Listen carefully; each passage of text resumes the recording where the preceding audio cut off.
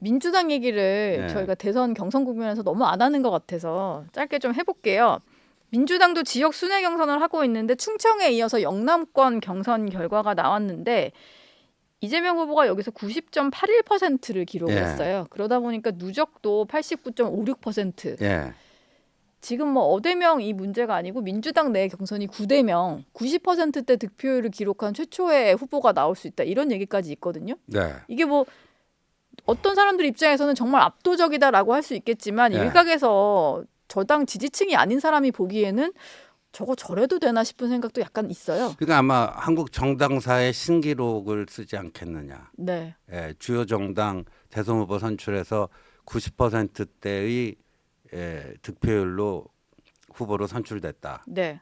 예, 신기록이 되겠죠. 앞에 구자가 걸리면. 신기록. 예, 근데 그게 그러면 그 영광스러운 신기록이겠는가? 네. 무슨 저 중국의 시진핑, 뭐 러시아의 푸틴 수준의 네. 그런 지지율 아닙니까 그게? 예. 근데 또 한번 생각해 보면 좀 압도적으로 대통령을 만들고 당내에서 좀 뒷받침을 잘 하면 일처리는 좀 빠르게 진행이 될 것 같은데 발목 잡는 사람은 일단 없어지는 거니까요. 근데 자유민주주의라는 게 뭡니까? 저는 이제 이재명의 민주당이 기존의 그 김대중 노무현 그 이 이끌던 민주당하고는 변질이 됐다라고 보거든요. 네. 그 결정적인 차이는 민주적 다양성이 소멸이 돼버렸다. 민주적 다양성이 네. 이 상태로 만약에 대선이 끝나고 정말 만약에 이재명 후보가 대통령이 되고 그렇게 되면 당도 어찌 보면 친명계들이 장악을 할 거잖아요. 그렇죠. 그럼 당분간은 전혀 반대되는 목소리라든지 좀 잘못된 방향을 바로잡는 목소리라든지 이런 거는 안 나오겠네요. 지금 뭐 제가 들은 정보에 의하면 이제 박찬대 원내대표가 이재명 정권이 들어서면 이제 집권당 대표를 노린다고 그러더라고요. 근데 그것도 이제 예. 만약에 이재명 경쟁자가 많을 것 같은데. 예. 근데 이재명 후보가 만약에 대통령이 되면 그 당 대선 저기 대표는 그냥 낙점하는 거 아니에요, 사실상? 예, 그 겉으로는 뭐 이제 경선이라고 하는 전당대회도 하고 하겠지만 그러니까 문의를 하겠지만 사실상 예. 이재명이 낙점하는 사람이 되지 않겠습니까? 예. 그 지금 누적 득표율을 보면요. 뭐 이재명 대표가 그렇고 김동연 경기지사가 5.27%, 김경수 전 지사가 5.17%입니다.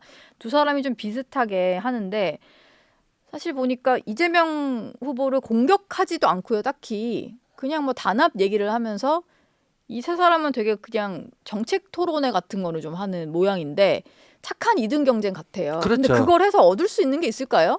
포스트 이재명, 포스트 이재명이 근데 있지. 여기서 좀 착하게 해서 2등을 했다고 다음에 네. 어떤 당권을 그렇- 도전하는 데 도움이 되고 그런 게 있을까요? 그렇게 된다면 보장이 없겠죠. 근데 네. 이제 뭐 우리가 뭐 그 관불 10년이라는 얘기도 있듯이 지금 저렇게 막강해 보이는 이재명의 권력도 언젠가는 이제 쇠퇴의 길을 접어 들어갈 것이다 하면 그때쯤 그래도 지금 자신이 어떤 흔적을 남겨둔 게 자산이 될 수 있다 이런 판단이 있겠죠. 어쨌든 지금 나와서 내 존재감을 대선 주자로서 좀 네. 보여주는 것이 민주당 결론은 크게 궁금하지는 않습니다만 어쨌든 뭐 결과를 향해 가는 네. 상황이고 국민의힘도 곧 후보가 최종 결정이 될 텐데 그 오늘 있을 윤 전 대통령 재판 얘기를 좀 다시 네. 해볼게요.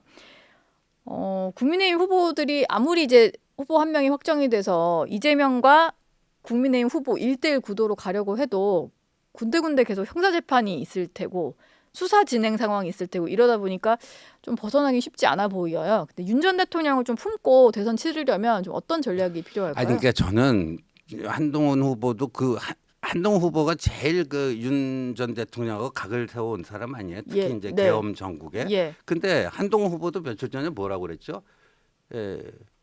그거는 그렇게 뭐 윤 전 대통령 당적 정리라든가 이거는 계엄 직후에 뭐 그때 검토하고 했었어야 될 상황이지. 네. 지금은 이미 그 파면이 되고 과거의 인물이 된 거고 예. 지금은 뭐 1호 당원도 아니고 그냥 평당원이 된 거 아니에요. 네. 굳이 뭐 지금 뭐 그 당적 정리가 무슨 의미가 있겠느냐. 그냥 알아서 자중을 해줬으면 하는 거지 뭐 여기 그렇죠. 이걸 막 드러내놓고 정리할 그런 상황은 또 그- 아니다. 그러니까 윤석열 전 대통령의 당적 정리가 지금 중요한 게 아니에요. 네.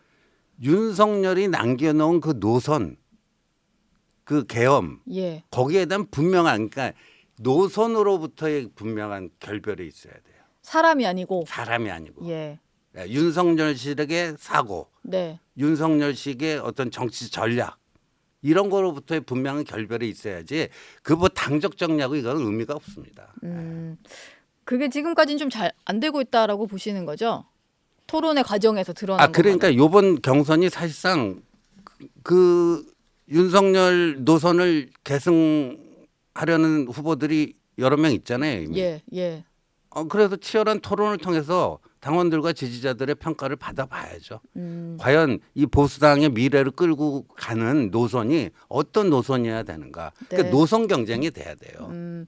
어느 후보가 본선 후보가 되느냐에 따라서 네. 당원들 사이에서는 그걸 정리를 했다. 네. 이렇게 볼 수도 있겠네요. 그렇죠. 예. 네, 그렇습니다. 예. 알겠습니다. 결과가 점점 더 궁금해지는데 이번 주 정치예보관은 여기서 마무리하겠습니다. 고맙습니다. 네, 고맙습니다.